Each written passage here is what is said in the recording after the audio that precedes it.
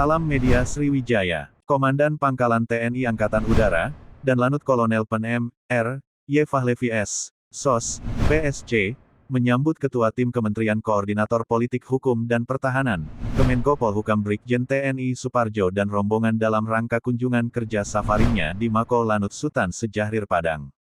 Rabu, tanggal 13 Juli. Kegiatan kunjungan kerja tim bertujuan melaksanakan pengumpulan data dan informasi yang berkaitan dengan logistik wilayah serta pemantauan implementasi kebijakan strategi pertahanan sebagai bahan masukan kepada Menko Polhukam dalam menentukan kebijakan.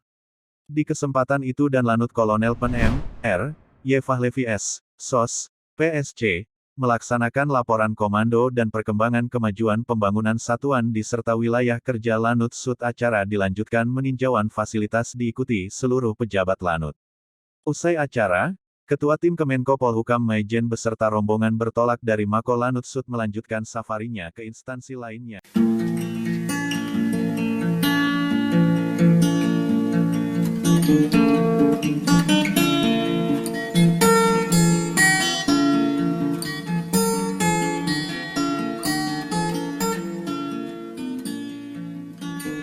Media Sriwijaya melapor.